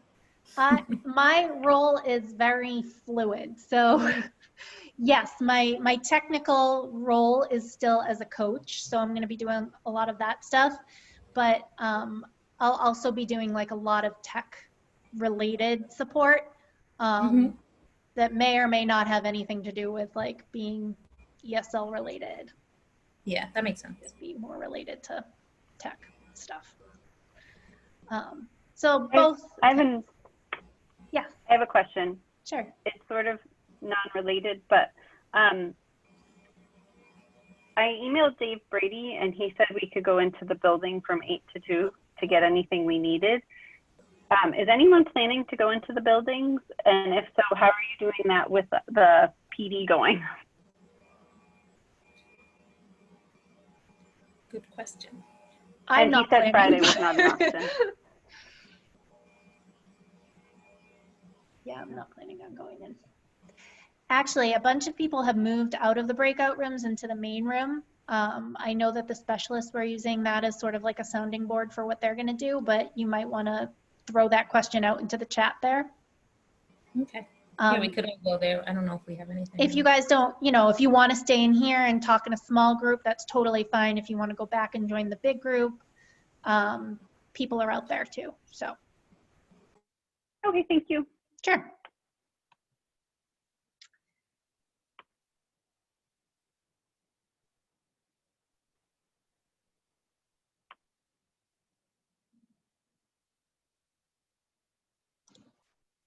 Adrian, how do I get over to the specialists?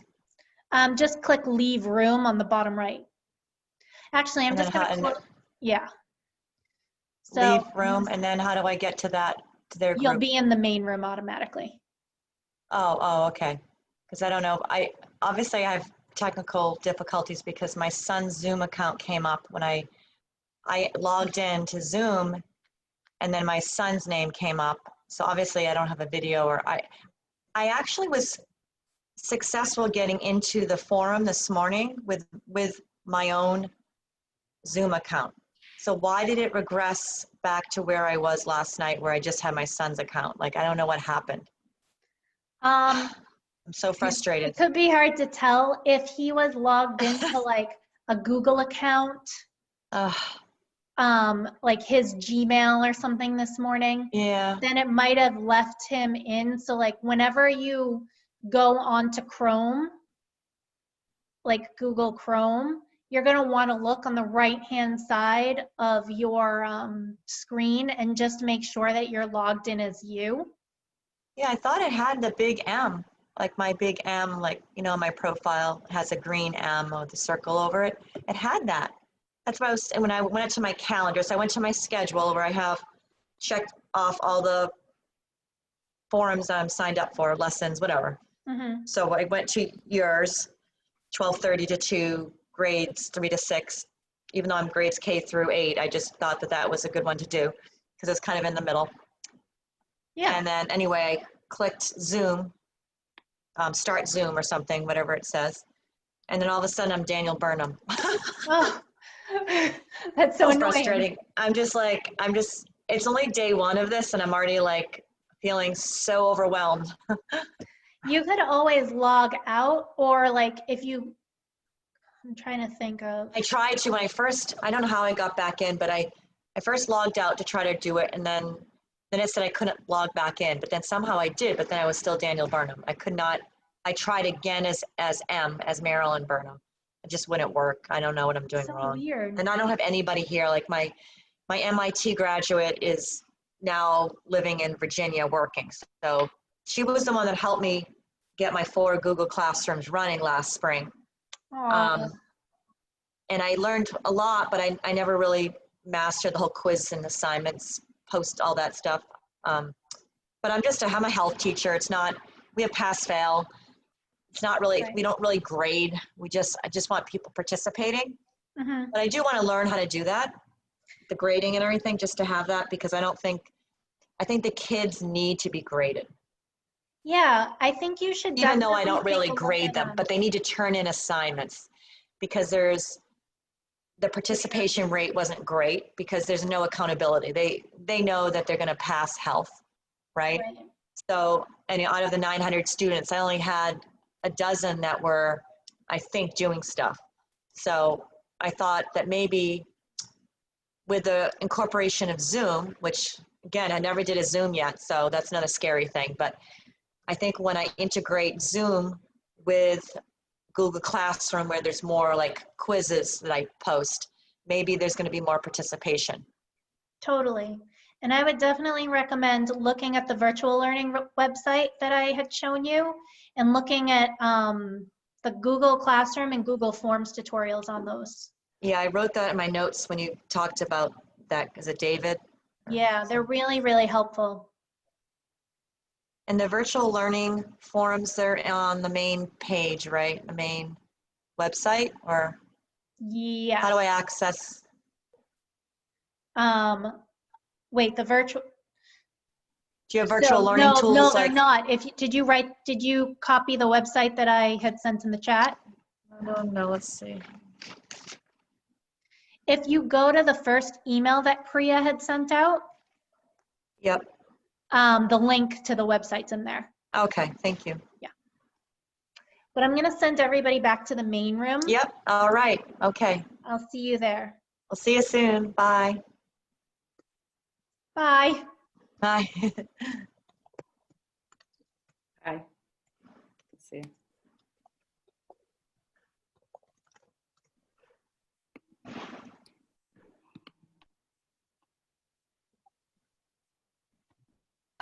No, I'm with you on the laughter. I think we Miss all. Norton, it wasn't in writing in the chat, so you don't have to apologize. Carrie Norton, be quiet. Carrie Norton, be quiet. I still took offense to it. Sorry. I'm just kidding. It is being recorded, Carrie.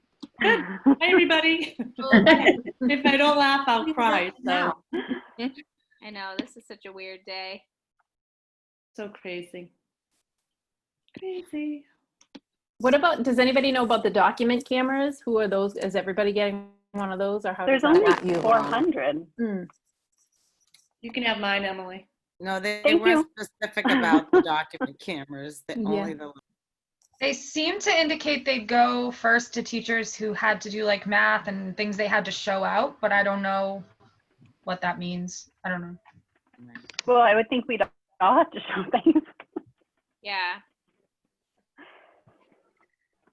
So how do you guys feel?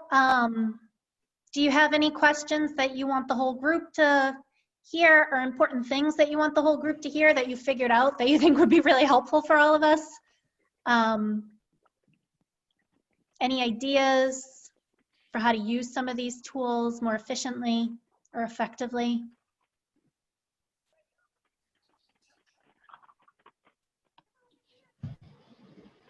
All right. Well, if there's nothing else, I think that this session ends at 2:30. I'm not sure.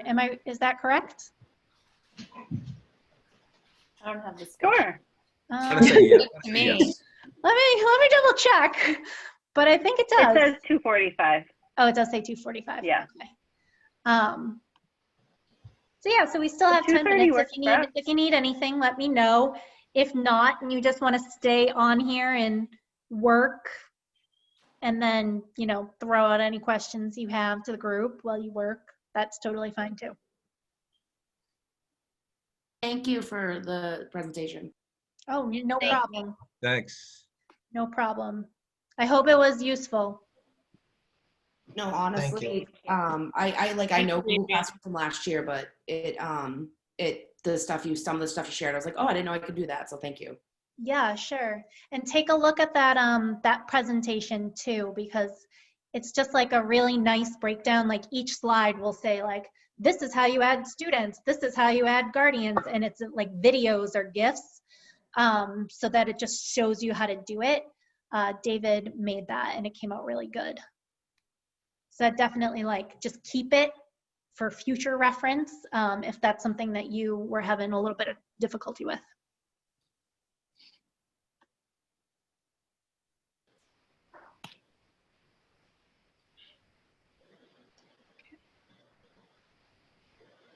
I'll answer questions in the chat too, so if you have any. Adrienne, I have a quick question to ask you. Can you hear me?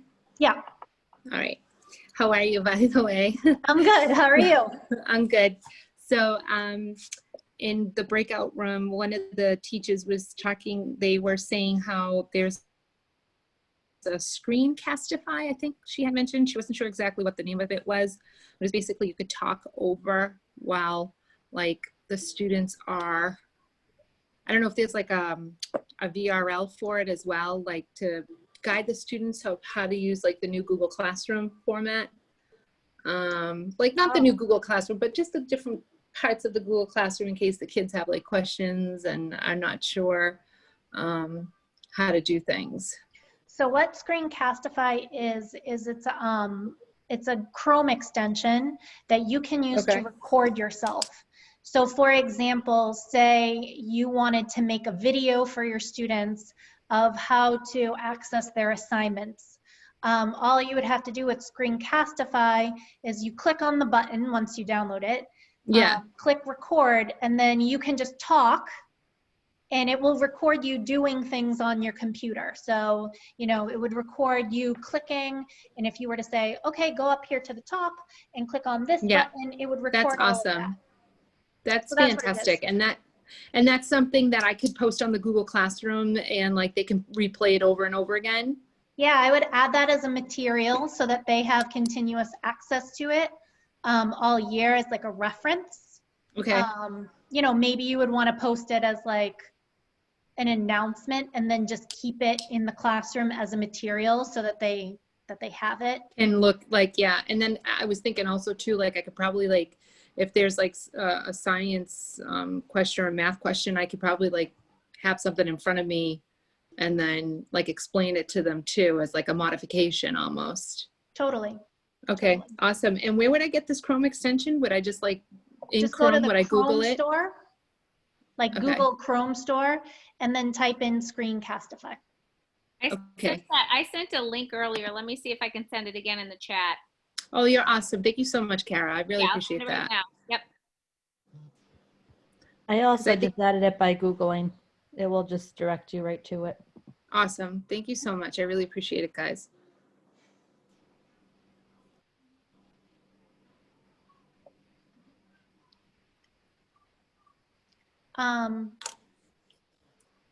Gina, I saw your question about making a Google Doc and attaching it to your assignment. Yeah. So you already did it, right? Did you already like assign it, so to speak, or is it just a draft? I made a doc to upload into the assignment, and I wanted to make kind of like, I don't know, I wanted these were sentence frames for EL learners to modify that assignment. So I wanted to give them those sentence frames where they can make a copy and edit it. Okay. Do you want to, I mean, we're almost at the end here, so I don't think we're doing much else. If you want to share your screen with me, I can walk you through what, where that button is to make it so that everybody has a copy.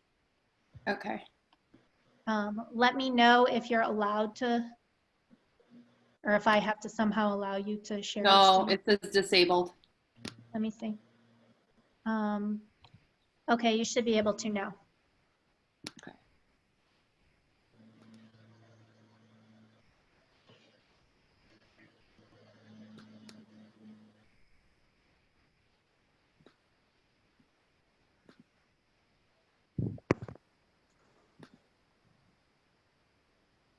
Okay, so I'm gonna edit Mhm. the assignment. Yep. And so in the instructions, I wrote the sentence frame for the paragraph. It's an about me paragraph. But I want to take that out and just say create a doc and write a paragraph about yourself. So any student who can do that can just do their own. Yep. And I want to take this. Mhm. I already put it into a separate document. So I'll show you. Add Google Drive.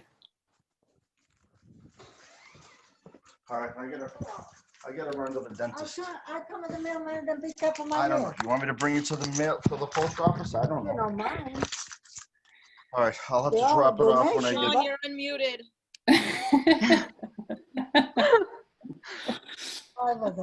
Okay, so this is the modified, one, and I was gonna individually assign it to my EL students. Awesome. Okay, so I made that. Now I Mhm. go back to the assignment. I added it, but then when I click on this, there is not a option for make a copy. Okay, so this is what I would do. Delete what you have where it says delete that. So click exit out on the right. Yeah. And now go to create. Click docs. Click on that document. And you can copy and paste the template here. From my other doc? Yeah, so open your About Me essay in the tab. Yeah. Just copy that and paste it.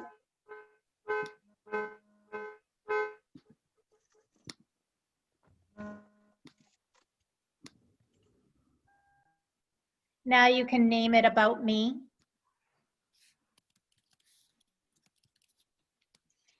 And then go back to your Google Classroom. And then click where it says students can view file, go down. Oh.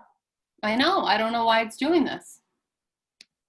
Is there a setting on the actual document that I have to change?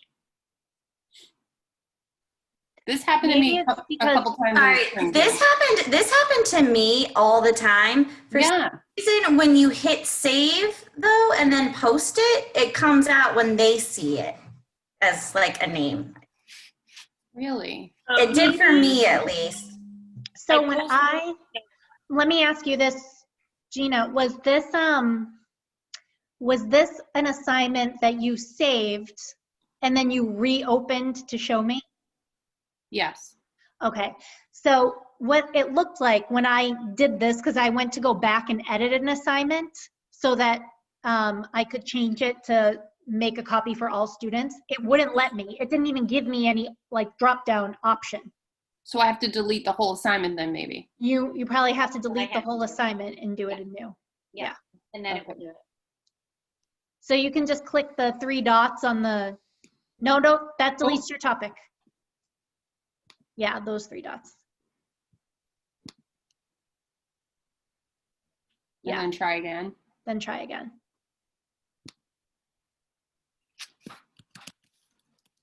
Just wait a minute.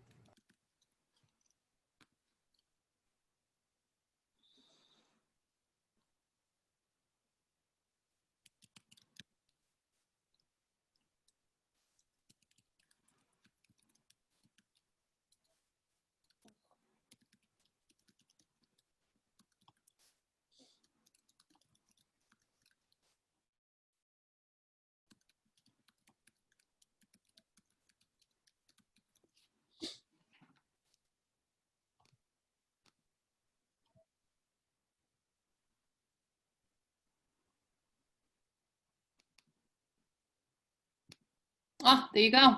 Yeah. I don't know why it does that. Like once you've saved it, for some reason, it won't let you modify that portion. Which Yeah, is annoying. that's crazy. Okay, thank you. You're welcome. I'll stop sharing. All right, guys, well, it's 2:45, so if you wanna take off, you are free. It was very nice to see you all. Thank you. Thank you. Bye-bye. Thank Take you. care. Bye-bye. Thank you. Bye. Thank you. Bye. Bye, Adrian. Thank you. Bye. Have a great day. Thank you. So nice to see you guys. Bye.